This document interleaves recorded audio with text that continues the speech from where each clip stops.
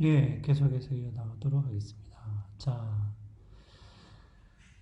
이제 뭐 부주의 개념이 왜 인공지능을 다룰 때 좀 중요한 개념인지, 주목해야 될 개념인지는 일단은 설명을 드렸기 때문에 이제는 조금 이제 진도를 좀 나가보죠. 뭐 예방수치 이런 개념이 있어요. 예. 요거는 그냥 여러분들이 좀 알아두면 되겠습니다. 예, 뭐 특별히 어려운 개념은 아니고, 그 해악이 발생할 확률이에요. 확률 곱하기입니다. 곱하기. 예, 곱하기 뭐냐면은 뭐 해악의 정도 혹은 해악의 무게 뭐 정도랑 하면 되겠죠. 예, 그러면 이제 예방 수치 이렇게.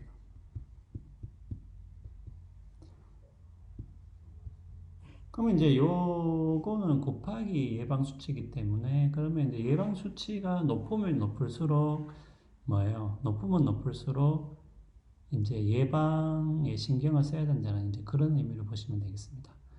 그러면 요것이 왜 중요하냐 하면은 여러분들 그러면 핵폐기물 운송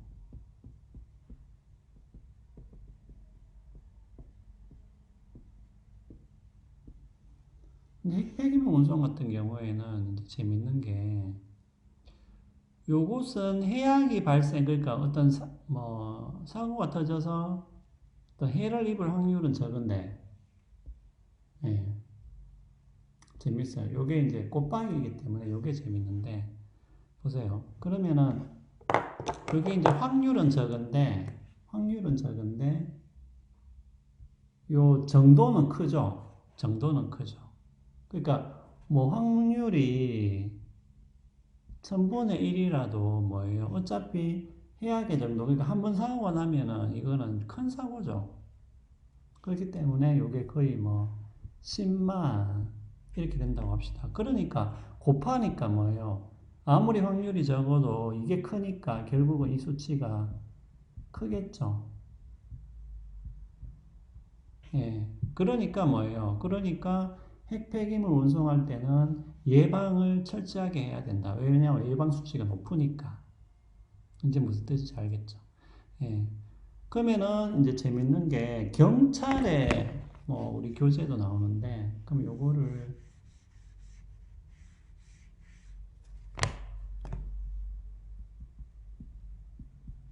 경찰에 뭐예요? 범죄자 추적. 그러면 이게 예방 수치가 높으냐, 낮으냐.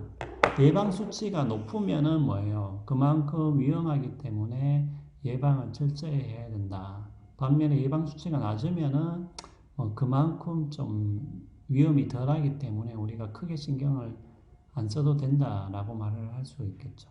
그러면 경찰의 범죄 추적 같은 경우에는 해악이 발생할 확률이 뭐예요? 높아요, 낮아요?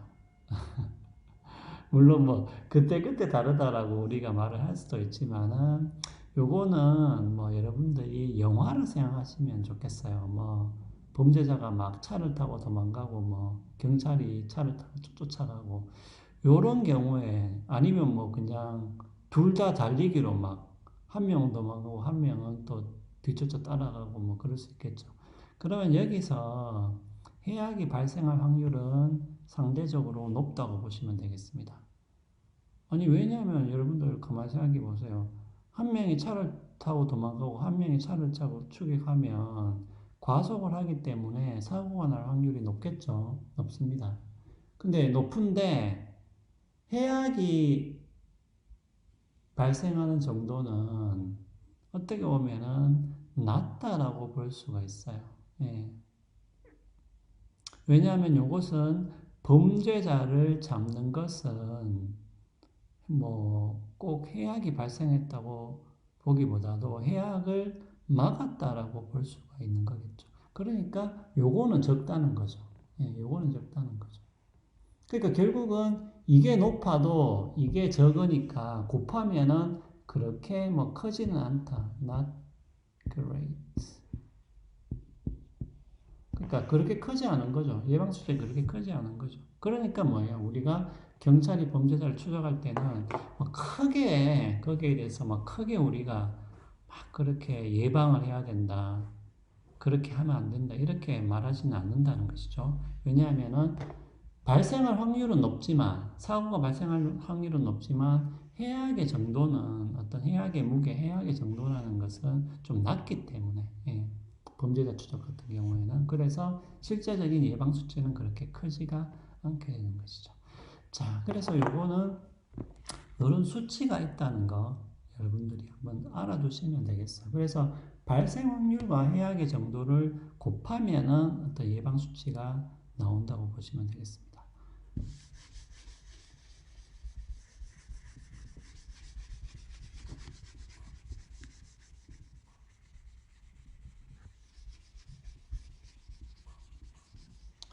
자, 그 다음에 이제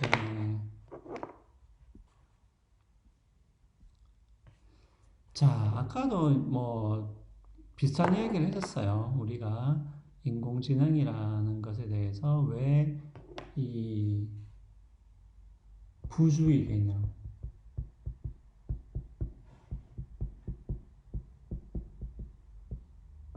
부주의 개념과 인공지능이 연결이 되는가 하는 부분을 제가 아까 이야기를 드렸고, 단지 여기서 여러분들이 하나 더 기억을 해둘 부분은 뭐냐면은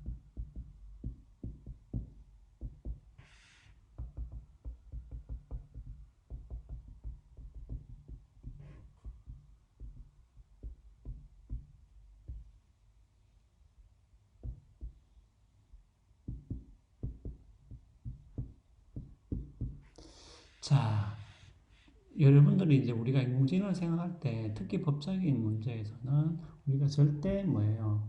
소유자, 생산자, 공급자. 그러니까 인공지능을 소유한 사람, 생산한 사람, 공급한 사람. 물론 여기는 설계자, 조작자도 있겠죠. 예. 설계한 사람, 조작자는 실제로 이제 조종하는 사람이라고 보시면 되겠습니다. 그러니까 요 두 주체의 관계가 법정에서는 반드시 이제 따지게 되죠. 예. 당연하죠. 왜냐하면은 여러분들 인공지능이라는 것은 그것이 아무리 자율적으로 움직인다 하더라도 인간에 의해서 제작된 것이기 때문에 이 실제로 소유자, 생산자, 공급자, 설계자, 조작자와의 관계를 빼고 말하기는 어렵다는 거죠. 그리고 여러분들이 그냥 상식적으로 생각해 보시면 되겠어요. 뭐냐면은 여러분들이 어떤 회사에서 삼성이라는 회사에서 인공지능 기계를 샀어요. 자, 그러면 그 기계가 문제가 일어났을 때 어떻게 되겠습니까? 삼성이라는 회사를 완전히 제외하고 법적인 문제를 논할 수는 없는 것이죠. 예. 물론 그렇다고 해서 이 삼성이라는 뭐 생산자가 반드시 항상 뭐 인공지능에 관련된 법률적인 문제에 관여를 한다라는 뜻은 아닙니다. 한다라는 뜻은 아니지만 우리가 일반적으로 부주의 개념을 따질 때는 이 소유자, 생산자, 공급자, 설계자, 조작자를 빼고 말할 수는 없다는 것이죠. 법적인 문제에 있어서는. 자, 그래서 예, 하여튼 그거를 여러분들이 기억해 주시고 그 다음에 또 중요한 부분이 부주의라는 것은 제가 아까도 이야기 드렸다시피 인공지능의 과제 플러스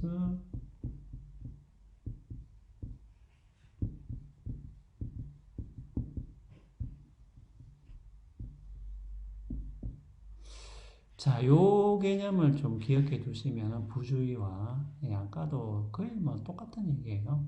그러니까 여러분들이 인공지능 기계를 산다거나 사용을 한다는 것은 1차적인 과제가 있는 것이죠. 인공지능이 수행해야 될 과제가 있는 것이고 그 과제를 수행했느냐 수행하지 않았느냐 이것이 1차적으로 이제 문제가 되는 것이죠. 자, 그런데 문제는 제가 아까도 얘기했다시피 과제를 수행하는 와중에서도 이것이 어떤 영향을 끼칠 수가 있는 것이고, 아까도 이야기했다시피 과제 외에 어떤 사고가 생길 수가 있는 것이죠. 예, 그렇기 때문에 부주의라는 개념이 뛰어든다라는 것을 여러분들이 기억을 해두시면 되겠습니다. 예. 그리고 특별히 이 과제 외의 다른 영향 혹은 과제를 벗어난 어떤 다른 행위가 왜 문제가 되냐 하면 인공지능이 뭐예요? 점점 자율적이 되어가고 있죠.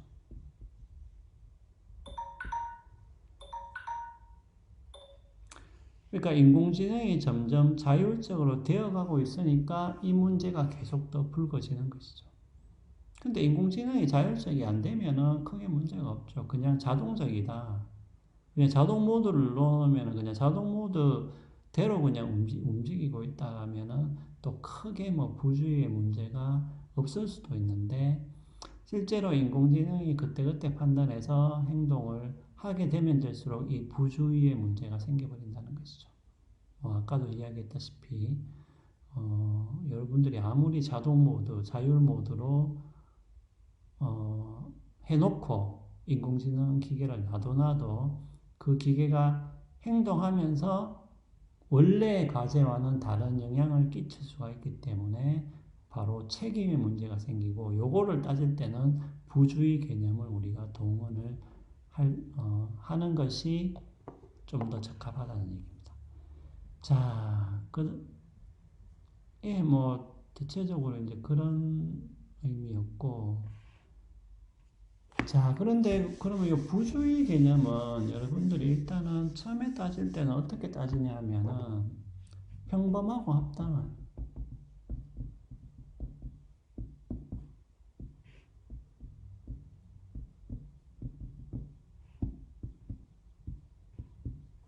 합당한 사람의 행동, 범위라고 보시면 되겠어요.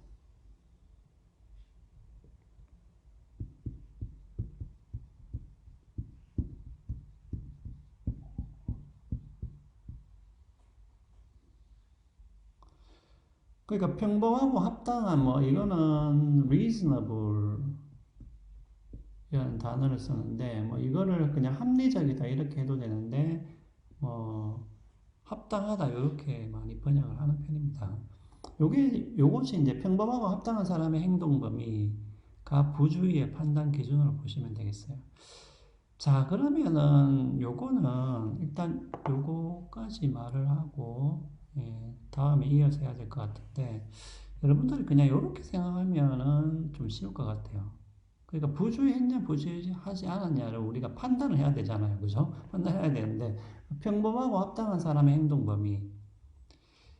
자, 그러면은 우리가 뭐 그냥 아주 직설적인 예를 하나 들어볼게요. 제가 만약에 이제 동영상 강의를 하는데 우통을 다 벗고 강의를 하고 있어요. 동영상으로. 자, 그러면 이 행위가 부주의하냐, 부주의하지 않냐를 판단할 때 평범하고 합당한 교사의 행동 범위를 여러분들이 생각을 해보세요.